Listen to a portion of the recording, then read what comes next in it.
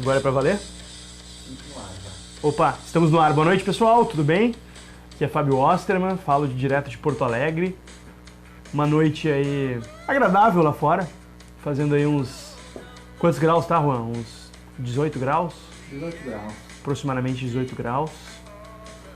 O país passa por um momento difícil, mas a nossa ideia é abordar de forma direta, sem rodeios, o que se passa no país.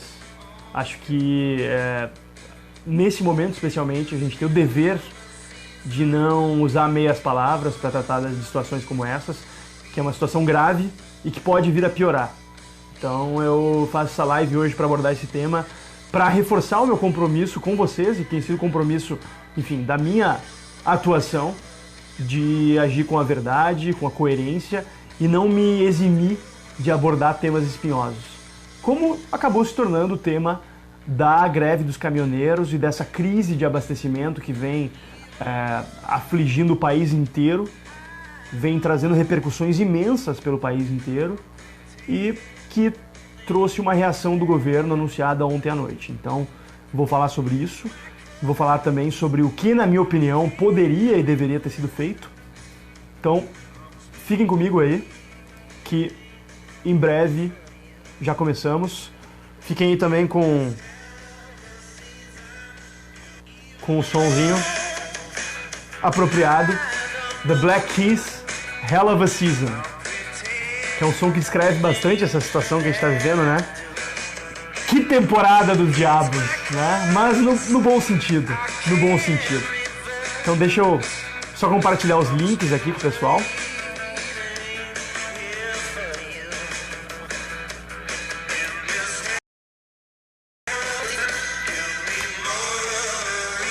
Pedir pro pessoal distribuir os links aí pelos grupos, postando no Twitter. Tudo certo? Já temos aí um bom público. Opa!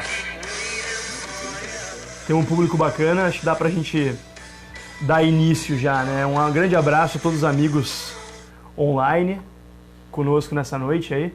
Um abraço especial para aqueles que poderiam estar assistindo ao Ciro Gomes no Roda Viva, mas preferiram estar aqui comigo. Garanto para vocês que vai valer muito mais a pena. Até porque o Ciro vocês podem assistir depois no YouTube, né? Quem quiser. Então, já fica o convite para deixarem suas perguntas, seus questionamentos, que no final eu vou estar respondendo a eles a quantos for possível diante disso, né? Vamos começar falando então sobre qual é a origem dessa insatisfação dos caminhoneiros, que está bastante clara para todo mundo. Só para trazer alguns dados para vocês. De 2001 a 2016, a frota de caminhões no país cresceu 84%. Ou seja, quase dobrou de tamanho a frota de caminhões no Brasil. Hoje a frota de caminhões no Brasil é aproximadamente 2 milhões de veículos, dos quais 650 mil são autônomos, ou seja, são proprietários do próprio caminhão, que são contratados por empresas para fazer o serviço de transporte, etc. Ou seja, não estão ligados à empresa, não têm um salário fixo e garantido no final do mês, vivem única e exclusivamente do fruto do seu trabalho e da negociação que fazem com empresas específicas. Empresas do setor diziam que desde 2016 já havia um excesso, um excedente de caminhões aí na casa de 200 mil caminhões.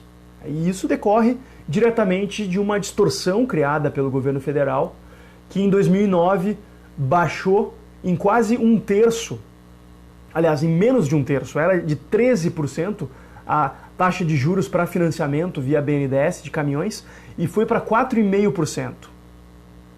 Isso, obviamente, gerou um incentivo claro para que mais pessoas financiassem caminhões e comprassem caminhões e ingressassem nessa atividade. Ou seja, o governo gerou uma distorção nesse mercado, inflou a oferta de caminhões e de caminhoneiros, obviamente, num período de bonança econômica. Estamos falando de 2009.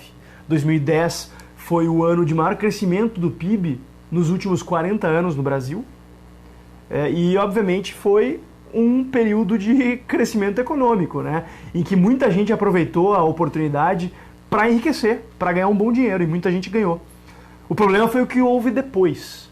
Como vocês sabem, desde 2015 o Brasil atravessa a sua pior recessão da história e, consequentemente, é óbvio também que a demanda por fretes diminuiu consideravelmente.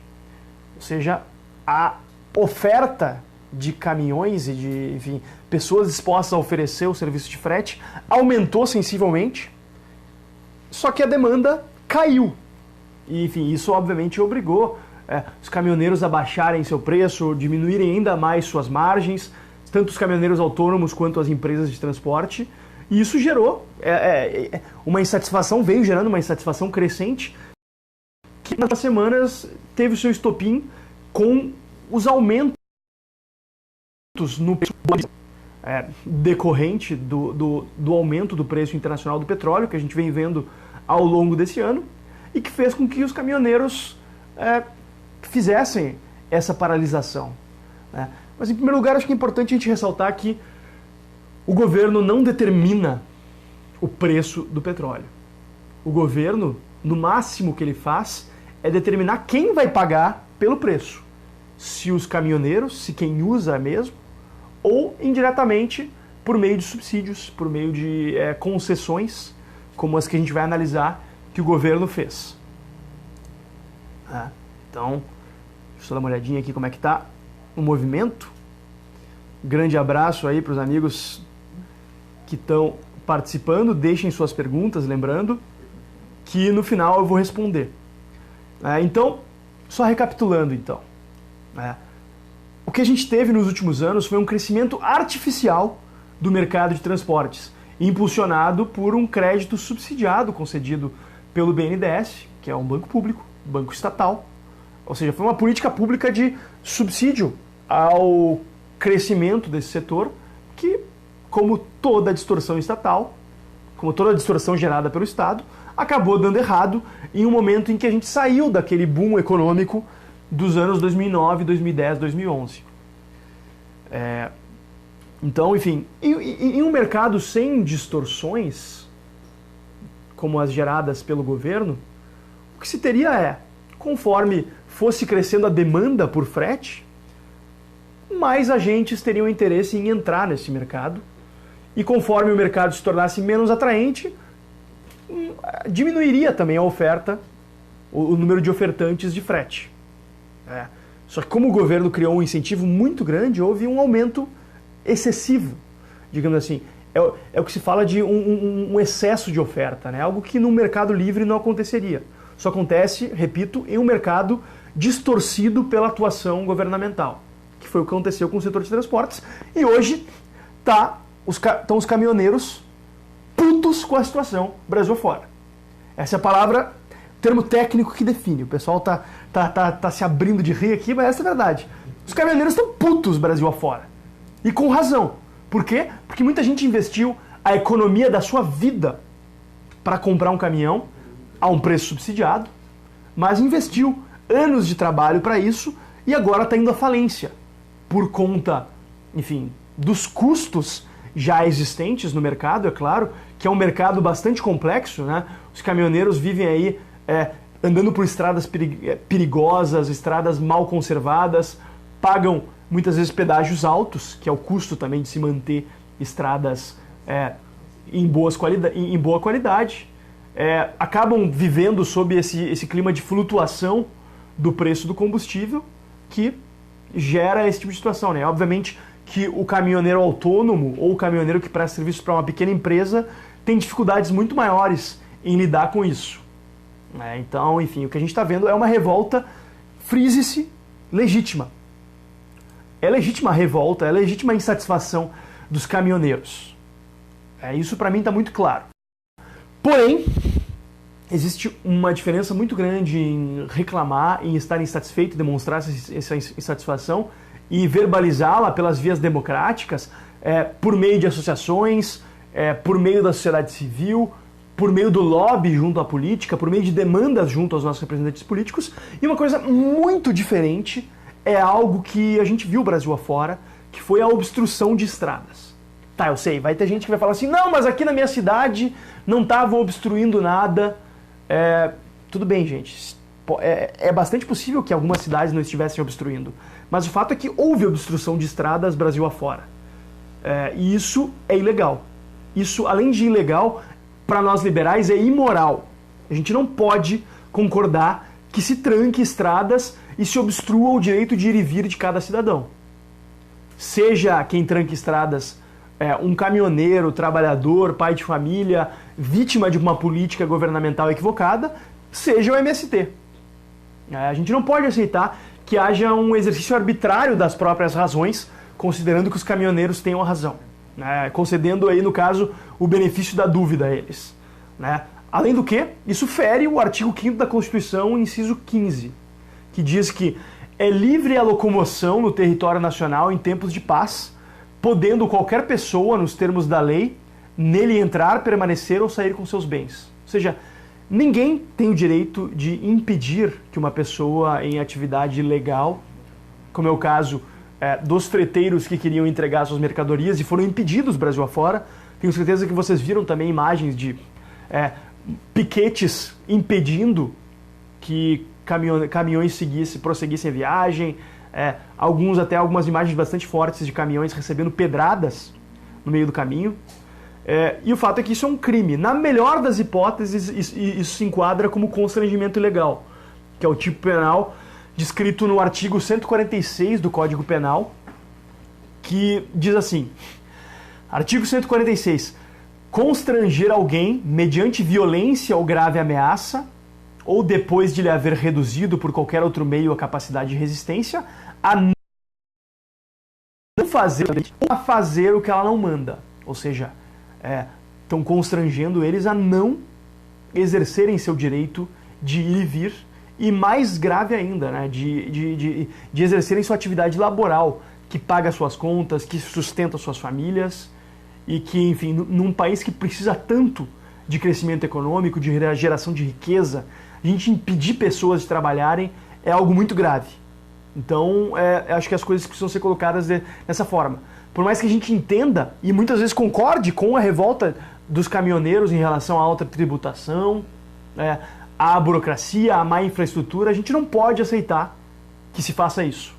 Que se impeça que trabalhadores, que famílias se locomovam por meio das estradas do território nacional. Não cabe a um grupo, por mais que ele tenha uma pauta legítima, definir quem passa ou quem não passa por uma estrada. Acabou, é simples assim. E a gente não pode tolerar isso. Então, enfim, acho que a primeira medida que o governo Temer deveria ter feito era de garantir o cumprimento da lei e garantir a ordem ao longo do território nacional. O primeiro equívoco do governo Temer, na minha opinião, foi o de não estabelecer isso como uma prioridade fundamental. O governo demonstrou uma postura fraca em relação ao movimento. Eu não digo que não se tivesse que negociar, é óbvio que tem que negociar, mas não se pode simplesmente aceitar que esse tipo de prática prospere. Acho que o movimento tem sua legitimidade, tem suas pautas e a gente deve buscar negociar, buscar dialogar, mas de forma alguma o governo poderia ter aceitado de cara uma situação como essa, de ter uma crise de abastecimento gravíssima como a que passa o país, que tem gerado um prejuízo imenso, justamente no momento em que o país ensaiava os primeiros passos para a recuperação econômica. A gente está tendo isso. Imagine o custo. Depois a gente vai entrar no custo para a população proveniente de quanto vai custar os subsídios e as concessões especiais aos caminhoneiros e empresas de transporte. Mas imagine o custo dessa uma semana praticamente parada. Eu não falo nem só do setor agropecuário, que não tem condições de escoar a sua produção. A gente viu aí cenas dramáticas de produtores de leite jogando leite fora. A gente viu cenas dramáticas de produtores de aves, de suínos, de bovinos, tendo que lidar com uma situação dramática de uma carga viva que não pode ser transportada de forma adequada e muitos animais acabam morrendo. Animais que poderiam estar alimentando muita gente Brasil afora. Mas também de empresas dos mais variados segmentos que não puderam atuar pela falta de combustível. Quem andou pelas principais cidades brasileiras no dia de hoje e na sexta e na quinta-feira percebeu que havia um esvaziamento imenso, né? Eu estava em São Paulo na semana passada e agora estou de volta a Porto Alegre e está muito claro. Tá até bom de dirigir, né? Mas é lamentável que isso se dê pelo fato de que as pessoas não têm gasolina, né? E hoje em Porto Alegre, a fila para abastecer nos poucos postos de gasolina que tinham combustível dava volta não em um quarteirão, mas em 3, 4 quarteirões. Ou seja, uma situação muito grave. Trabalhadores impedidos de exercer suas atividades, perdendo um dia de trabalho para ficar na fila de um posto de gasolina para abastecer seu carro. Isso é inconcebível, isso é inaceitável para um país como o Brasil. A gente não é a Venezuela, a gente não é Cuba, a gente não é a União Soviética. A gente não pode aceitar esse tipo de situação. A gente precisa demandar que a situação volte a ser normalizada urgentemente e o quanto antes. A gente não pode arcar com os custos dessa irresponsabilidade, dessa crise. A gente não merece. O Brasil não merece esse tipo de situação. O Brasil não merece o governo que tem, mas não é por isso que um grupo vai punir a população para tentar conseguir benefícios e concessões do governo. Isso é inaceitável. E vamos falar sobre as medidas do governo após isso, né? Diante da crise, que se tornou absolutamente insustentável, o governo Temer editou basicamente três medidas provisórias. A primeira delas reserva 30% do frete da Conab, a Companhia Nacional de Abastecimento, para cooperativas de transportes autônomos, sindicatos e associações de autônomos. Isso é uma reserva de mercado. Por favor, celular no silencioso aí. Isso é uma reserva de mercado que não pode ser aceita. Isso não é solução para problema algum. Ah, foi o celular da live que tocou? Acontece. Probleminhas técnicos. A gente não pode aceitar a reserva de mercado. Reserva de mercado só vai diminuir a eficiência do setor e gerar privilégios para alguns poucos ofertantes. A gente tem que ter livre concorrência em todos os setores possíveis da economia. A segunda medida do governo é a medida em que o governo estende para estradas estaduais, que, enfim, essa medida já vigorava nas estradas federais, nas BRs. O governo estende, ou seja, obriga os estados a dispensarem do pagamento de pedágio o eixo suspenso de caminhões, né, que muitas vezes acontece quando o caminhão está voltando de um frete e não precisa estar com o eixo no solo por conta de estar vazio. Esse benefício já é válido para rodovias federais desde 2015. E, enfim, obviamente, esse custo, seja no caso de, por exemplo, no Rio Grande do Sul, a gente tem uma coisa esdrúxula chamada EGR, a Empresa Gaúcha de Rodovias, que é uma estatal de rodovias, ou seja, no caso de concessionárias privadas, essa perda de receita das concessionárias com o pedágio, obviamente, vai ser repassada para todo o resto dos consumidores. Não existe mágica. E não existe, ao mesmo tempo que não existe almoço grátis, não existe pedágio grátis. A gente tem que entender isso. E por último, mas não menos grave, não menos danoso, foi a MP que cria uma política de preços mínimos para o transporte de cargas. Ou seja, voltamos ao debate sobre controle de preços, né? Parece que no Brasil a gente insiste em não avançar em alguns temas. Controle de preço, que é algo intrinsecamente equivocado sob o ponto de vista econômico, está aí colocado em prática mais uma vez. Mas, Fábio, o que tu faria? Porque, afinal, é uma emergência, é uma situação urgente. O que se faria? Olha, em primeiro lugar, é importante que a gente entenda que não existe nenhuma medida de curto prazo que resolva os problemas do setor de transporte. Como diria o Nelson Rodrigues, subdesenvolvimento não se improvisa, é fruto de séculos. Os problemas do transporte, do setor de transporte, eu não diria que são fruto de séculos, mas são frutos de muitos anos. Quer dizer, na verdade, a nossa insistência no modelo rodoviário e a nossa negligência em relação, por exemplo, ao modelo ferroviário ou mesmo hidroviário, é sim fruto de séculos. Durante o século XIX, durante o Império, houve tentativas de se expandir as ferrovias, inclusive iniciativa privada. O Barão de Mauá foi um grande empreendedor no setor ferroviário, mas que foram obstruídas pelo governo. Mas o fato é que não existem medidas de curto prazo para resolver isso. O que existe de curto prazo, na verdade, como eu disse antes, seria o governo ter um pulso firme em relação à ilegalidade da atitude de alguns membros do movimento dos caminhoneiros, como eu disse, que obstruíram estradas e impediram que caminhoneiros, que, enfim, ônibus, que veículos de passeio chegassem aos seus destinos.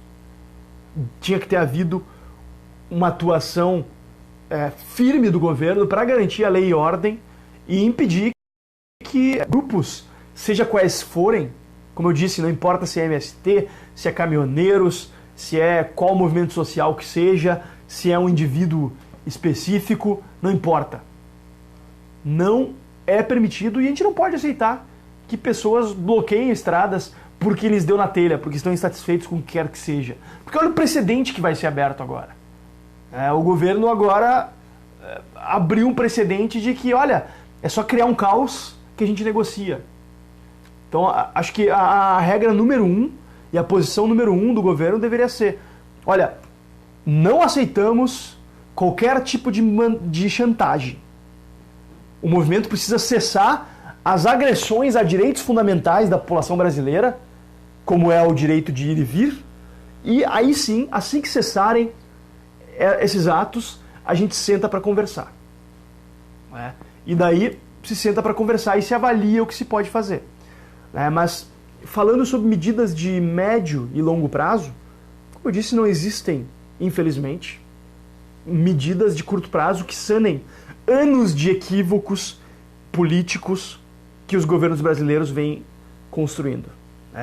A insistência no modelo rodoviário, a quase exclusividade do modelo rodoviário, tanto para circulação no território nacional, quanto especialmente para o escoamento de produção, é um problema seríssimo do Brasil, que eu espero que agora fique mais evidente e que agora a gente entenda que a gente precisa investir em novos modais de transportes, como, por exemplo, o transporte hidroviário, o transporte ferroviário, e também melhorar a malha aérea no nosso país por meio, especialmente, da privatização da Infraero e da desregulamentação máxima possível do setor, que hoje é extremamente regulamentado e extremamente submetido a um protecionismo mesquinho que impede, por exemplo, que empresas estrangeiras atuem em voos domésticos. A gente precisa abrir o mercado brasileiro no setor aéreo, no setor ferroviário, no setor hidroviário e, claro, também no setor rodoviário. Deixa eu só botar o meu celular aqui no silencioso, porque daqui a pouco vão estar me ligando aqui. E sem deixar de prestar atenção também na situação da Petrobras, que hoje, apesar de não ter um monopólio legal, exerce um monopólio de fato no Brasil, no refino de petróleo, e, enfim, na distribuição também, exerce um monopólio imenso, além de essa permanente intrusão política na Petrobras, a maior empresa petrolífera do Brasil, uma das maiores empresas do Brasil, gera, obviamente, um desincentivo para empresas internacionais investirem no nosso mercado. Porque sabem que a Petrobras, historicamente, em especial ao longo dos 13 anos de governo do PT, foi alvo de interferências políticas diárias. Nos últimos anos tem se mudado isso, e, na minha opinião, se está correto a Petrobras se balizar pelo preço internacional do petróleo e não oferecer um acesso subsidiado a combustível no Brasil. Mas o mais importante nesse momento seria a gente privatizar a Petrobras, abrir o mercado para a concorrência, abrir espaço para investimento privado em outros modais de transporte, como eu disse, e acabar de uma vez por todas com essa política, e mais do que essa política, essa mentalidade, essa cultura de concessão de privilégios setoriais para grupos que fazem pressão específica. Isso precisa acabar, isso gera incentivos absolutamente perversos em praticamente todos os setores, essa tendência que se tem de que quem grita mais, quem chora mais, mama mais. A gente precisa acabar com isso. Não importa o setor, todos os setores têm que pagar a mesma carga tributária e ter acesso ao mesmo regramento tributário e burocrático, que precisa ser, obviamente, reduzido, diminuído. mas a gente precisa acabar com essa política de concessão de benefícios setoriais. Por quê? Porque ela basicamente cria um incentivo para que empresas investam mais no empreendedorismo político, de convencer agentes públicos de que o seu setor é merecedor de proteção, do que em empreendedorismo de mercado. Né? E quando se torna mais barato e mais rentável para uma empresa fazer lobby ou mesmo comprar agentes públicos, do que investir em melhoria de processo produtivo, em melhoria de marketing, enfim, maneiras de tornar o seu produto mais atraente para o consumidor, é óbvio que ele vai buscar a via do empreendedorismo político. Né? Então, enfim, a gente precisa ter isso em mente. Vamos falar um pouquinho sobre algumas das perguntas que estão surgindo aqui. Opa, tem mais perguntas? Hoje tá chique o negócio aqui, né? Tô fazendo com equipe aqui. Na verdade, a turma estava em reunião antes, daí eu pedi que eles ficassem para me darem uma mão aí. Quem quiser dar um alô na câmera aqui, fica à vontade, inclusive. Vamos lá, perguntas. Temos essas 4 aqui? Ou temos mais? Temos essas 4 aí que a gente selecionou. Anderson D'Ambros. O Anderson D'Ambros tá me perguntando aqui: Fábio, fala sobre as pessoas que pedem intervenção militar. Pois é, caso não saibam, parte do movimento dos caminhoneiros acabou sendo, de certa maneira, sequestrado por pessoas pedindo intervenção militar. Uma coisa, com todo respeito, enfim, eu entendo o desespero de algumas pessoas e até a falta de perspectivas que o atual brete da política nacional acaba gerando, mas, gente, a gente precisa ter um senso de proporção. A gente precisa ter uma noção do que se está pedindo. Esse pleito de intervenção militar não faz absolutamente nenhum sentido. Primeiro, porque o Exército não tem o menor interesse de intervir na política do Brasil, e faz muito bem. Segundo, porque não faz absolutamente nenhum sentido. A gente não vive um período de exceção.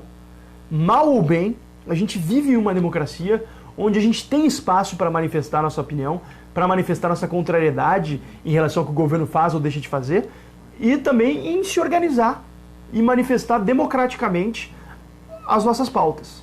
Então, por favor, gente, não faz o menor sentido esse tipo de pauta e a gente precisa ter muito cuidado em relação a isso. Tá? Mal ou bem, a gente vive em um período democrático, a gente tem espaço para manifestar. Vejam o que aconteceu no passado. Quando muitos não acreditavam, e eu estava lá desde o início do movimento pelo impeachment da Dilma, eu lembro que no final de 2014, início de 2015, a maioria das pessoas falavam não vai dar em nada. Mas felizmente, a gente vive numa democracia. A gente pôde fazer manifestações, a gente pôde se organizar privadamente por meio da sociedade civil e concretizar algo que se acreditava impossível, que foi derrubar uma presidente eleita pelo maior partido do Brasil. Por um partido que, na verdade, é uma organização criminosa, mas pelo maior partido do Brasil. E a gente conseguiu derrubar eles. Não foi por meio de atitudes autoritárias, não foi por meio de intervenção militar, e muita gente pedia intervenção militar, e a gente sempre falando, gente, não faz sentido esse pedido. E eu lamento que o movimento dos caminhoneiros, portanto, esteja sendo tomado, de certa maneira, por isso. Né? O pessoal que tem andado pelas estradas do Brasil afora tem visto muitas faixas. E como eu disse, eu entendo esse desespero das pessoas que faz que se pense, nada resolve, nada funciona, né? Isso que na ciência política se chama de falta de eficácia democrática, né? Parece que as coisas não funcionam, mas, gente, as coisas estão funcionando. As coisas estão avançando. Vejam, por exemplo, como eu acabei de citar, a gente impeachmentou a Dilma, uma porrada de políticos estão indo presos, o principal artífice do projeto de poder petista foi preso, Lula. Lula segue na cadeia. Para vocês que achavam que o Lula nunca ia ser preso, tá lá, tá na cadeia. Inclusive pegando um friozinho em Curitiba agora. Logo, logo vai estar entrando inverno, vai estar uma beleza lá. Eu torço para que para que tenha chuveiro quente lá. Porque senão... a gente teve a oportunidade de criar várias organizações liberais que promovem ideias contra o establishment. A gente tem hoje um partido verdadeiramente novo, que não seria possível em um ambiente fora da democracia. O Partido Novo só é possível porque a gente vive ainda assim, apesar dos pesares, apesar dos problemas, a gente vive em um ambiente democrático. E eu tenho certeza que essa eleição vai provar que há muito espaço para a gente mudar as coisas no Brasil. Por meio da democracia, por meio do respeito às liberdades individuais e ao Estado de Direito. Então, é uma grande bobagem esse papo de intervenção militar. Que a gente não pode deixar ressoar de forma minimamente séria. O Darby Bill, grande abraço aí pro Darby, parceiro de Sapucaia. O que pensa sobre a retomada do transporte férreo? Olha, como eu disse, é importante que a gente tenha alternativas de modais de transportes. No Brasil, especialmente a partir do governo JK, a gente teve um incremento muito grande e uma concentração muito grande no transporte rodoviário, que causa diversos problemas, né? E teve um desincentivo e uma concentração de mercado, um fechamento do mercado de ferrovias para o setor privado. Hoje é praticamente impossível se construir uma ferrovia no Brasil, se investir privadamente nisso. E o mesmo para hidrovias. Aqui no Rio Grande do Sul, por exemplo, a gente tem uma autarquia chamada SPH, a Superintendência de Portos e Hidrovias, que regula de forma absurda o uso das hidrovias no Rio Grande do Sul. O Rio Grande do Sul é um dos estados com mais... É uma das regiões do mundo, na verdade, com mais potencial hidroviário, né? Se a gente olhar para a Alemanha, por exemplo, que tem o Mitterkanal lá, que foi um canal construído para ligar diversos rios e possibilitar o transporte hidroviário, é uma tecnologia muito mais complexa do que a gente teria aqui no Rio Grande do Sul para conectar diversos rios e possibilitar um acesso hidroviário, né? Um estado todo cortado. Eu estou olhando para o lado porque lá tem um mapa do Rio Grande do Sul, né? Mas quem tiver oportunidade, abra no Google Maps aí o mapa do Rio Grande do Sul e veja a quantidade de rios que cortam o estado e que poderiam ser interligados por obras de infraestrutura que não seriam obras monumentais, não seria nada mais caro, não seria nem um pouco mais caro do que as obras da Copa. E serviria para alguma coisa além de construir elefantes brancos, como a gente viu aí Brasil afora. Mas, né, é uma questão de prioridades, né? Em um país onde sediar uma Copa do Mundo e uma Olimpíada é prioridade, garantir uma infraestrutura básica ou abrir espaço para o setor privado investir acaba não sendo prioridade.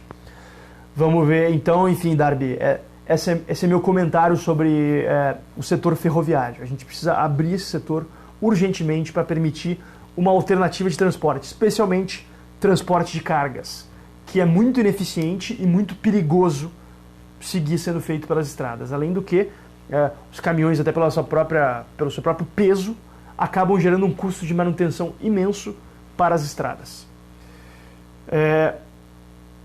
A Bruna Aguiar perguntou aqui sobre o que foi dito no início do vídeo. Você sabe dizer por que a demanda por transporte caiu? Afinal, a princípio, há cada vez mais gente no país. O lógico seria a demanda aumentar. Não. Na verdade, não, Bruna. O que caiu foi a demanda por serviço de transporte de cargas. Aqui diminuiu porque basicamente diminuiu o consumo, diminuiu a riqueza do país ao longo dos últimos anos.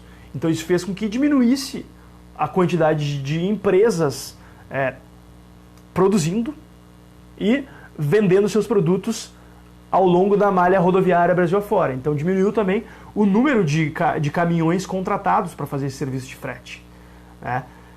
Em segundo lugar, ela perguntou assim, com essa dívida externa enorme, ainda mais com o tamanho dos juros, não seria por isso que os impostos aumentam e é impossível diminuí-los? Na verdade, a relação dívida-PIB do Brasil não é das maiores no mundo. O grande problema é que uma boa parte, e também vamos falar, né? A gente ouve muito pessoal falando sobre tem que fazer uma auditoria cidadã da dívida. Quem nunca ouviu um amigo do PSOL ou do PT falando isso, né? Que o grande problema do Brasil é a dívida. Na verdade, o grande problema é que o Brasil se endividou. Uma vez tomada essa dívida, tem que pagar. Não tem jeito. Eu preferia que o Brasil não tivesse se endividado. Mas uma vez que se endividou, tem que pagar. Acabou. E a dívida já é auditada anualmente pelo Banco Central. Então isso aí de auditoria cidadão é uma bobagem. Auditoria cidadão é uma bobagem. Mas o que realmente impede no momento que os impostos diminuam no governo federal, claro que existe possibilidade de corte. É óbvio que existe a possibilidade de corte. Eu não estou dizendo que não dá para cortar ou estou sendo leniente com o governo. É óbvio que existe a possibilidade de corte. Mas a questão é que não se faz de uma hora para outra isso.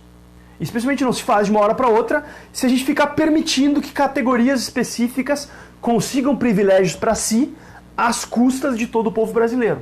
Aí sim que a gente não vai conseguir diminuir a carga tributária para todos. Porque a cada vez que um grupo vai lá e chora porque quer um privilégio, isso aumenta a carga sobre todos nós. E isso reforça aquela ideia trazida pelo Bastiat, uma frase que eu gosto muito, que diz que o Estado é a grande ficção por meio da qual todo mundo quer viver às custas de todo mundo. Eu costumo complementar. Só que no final das contas, quem acaba vivendo às custas de todo o resto, de toda a população, é o Estado e o aparato estatal e aqueles que vivem de parasitar o Estado. Então, é óbvio que existe espaço para cortar. A gente precisa demandar e cobrar efetivamente que o governo federal, estadual e municipal corte cargos comissionados, reforme o serviço público, elimine atribuições desnecessárias, irrelevantes e deficitárias e que não estão ligadas com a função fundamental do Estado, que é garantir a segurança, garantir a administração da justiça, garantir também, num período ainda que temporário, né, o ideal seria que o Estado não precisasse se envolver com isso, mas ninguém em sã consciência defende o afastamento imediato do Estado dessas atitudes, dessas atividades, como saúde básica, educação básica e infraestrutura básica. Todo o resto, Ministério da Pesca, Ministério da Cultura, empresas estatais aí em áreas das mais variadas, por exemplo, um outro exemplo de transportes, aqui no Rio Grande do Sul, o governo federal tem uma empresa que administra trens, é o nosso famoso Transurb, que liga Porto Alegre a Novo Hamburgo, passando, enfim, por várias cidades no eixo da BR-116, é uma empresa do governo federal, que não deveria ter. Isso deveria ser de administração privada, porque é um bem privado, não um bem público. Então, é óbvio que dá para diminuir, mas isso não é uma solução de curto prazo, isso não se faz de uma hora para outra. Isso, enfim, não dá para de uma hora para outra fazer isso. Eu adoraria dizer que não vai diminuir o imposto na marra. Só que, poxa, eu acho muito engraçado ver políticos como o Bolsonaro falando, por exemplo, que tem que diminuir impostos, quando ele é um dos principais objetores à reforma da Previdência, à privatização da Eletrobras, à privatização da Petrobras, que são empresas que geram um custo bastante alto para a União. E eu acho muito engraçado também quando o governo vai lá e fala que o Tesouro vai cobrir essa parte. Né? Até circulou por aí um post de um cara muito engraçado falando assim que gracinha o governo federal nos chamando de Tesouro, né? Porque na verdade o Tesouro somos nós que custeamos.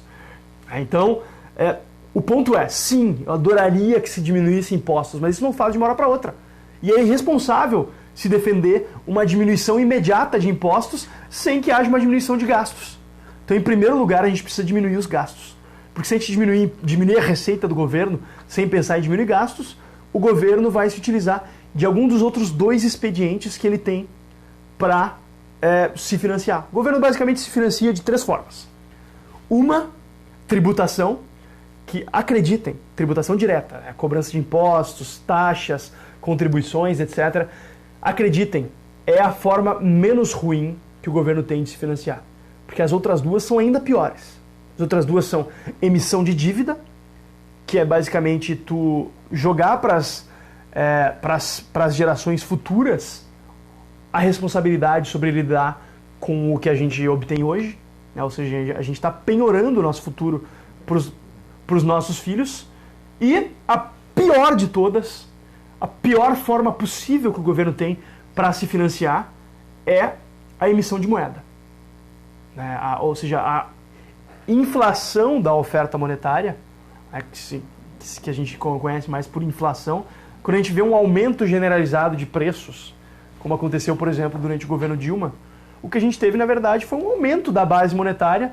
O governo, enfim, o pessoal chama, grosso modo, imprimiu moeda e aumentou a base monetária desproporcionalmente em relação ao crescimento da economia. E o que aconteceu foi que dinheiro é uma commodity como qualquer outra. Ou seja, o valor do dinheiro se dá relativo às outras mercadorias, ao poder de compra dele, né? Então, se a gente aumenta muito a oferta de dinheiro, a gente diminui o valor que ele tem. E é isso que governos fazem com muita frequência, para cobrir rombos. Então, vamos emitir moeda diretamente ou vamos ampliar o crédito desmesuradamente. Isso aumenta a inflação, que é a forma mais injusta de tributação que existe, porque tributa especialmente os mais pobres, que não têm imóveis, que não têm meios, que são desbancarizados muitas vezes, e não têm condições de proteger o poder de compra do seu dinheiro. É o cara que recebe no final do mês e, que nem acontecia na década de 80, tinha que pegar e gastar assim que recebia. Então ele saía do trabalho com seu contra-cheque, ia lá e tinha que gastar na hora. Então por isso que a gente tinha na década de 80 aquela profusão de freezer. Vocês já repararam nisso, pessoal mais velho? Hoje raramente uma pessoa tem um freezer em casa. O que tem freezer em casa? Algum de vocês tem freezer em casa? Velho, bom, enfim, da década de 80 provavelmente, né? Hoje em dia raramente as pessoas têm freezer em casa. Por quê? Porque elas não precisam estocar comida. Quer dizer, não precisavam, né? Essa semana o pessoal tá tendo que estocar comida, né? Tá difícil o negócio, né? Mas, pessoal, eu queria deixar essa mensagem para vocês, então. A gente tem que ter muita cautela ao aderir a movimentos que, por mais que pareçam trazer bandeiras como as nossas, de redução de burocracia, de redução de impostos, a gente precisa ter muita cautela em relação aos resultados não esperados que acontecem. Então, eu queria deixar essa mensagem final de que a gente tem que ter cautela em relação a movimentos como esse, por mais que a gente tenha uma postura favorável a todo e qualquer movimento que defenda a diminuição de impostos, a gente precisa ter muito cuidado em relação a tudo isso. E tem que resguardar a integridade das nossas instituições, o Estado de Direito, não permitir que nenhum grupo organizado ou desorganizado bloqueie estradas, impeça pessoas de trabalhar e impeça que as instituições funcionem. E eu queria aproveitar que a gente está finalizando aqui. Me desculpe eu não poder ter respondido todas as perguntas. Depois eu vou responder aqui escrevendo mesmo. Eu queria aproveitar para chamar vocês para uma outra live muito especial que eu vou fazer no próximo domingo. Domingo dia 3, é isso? Domingo dia 3 de junho eu vou fazer uma live especial sobre um tema fundamental. Então fiquem de olho aí. Agradeço a todos pela audiência. Um abraço, uma boa semana e bora trabalhar, porque a conta de todos nós acabou de aumentar por conta das medidas do governo para favorecer um grupo específico em detrimento de toda a população. Então, muito obrigado, uma boa noite, bora lá.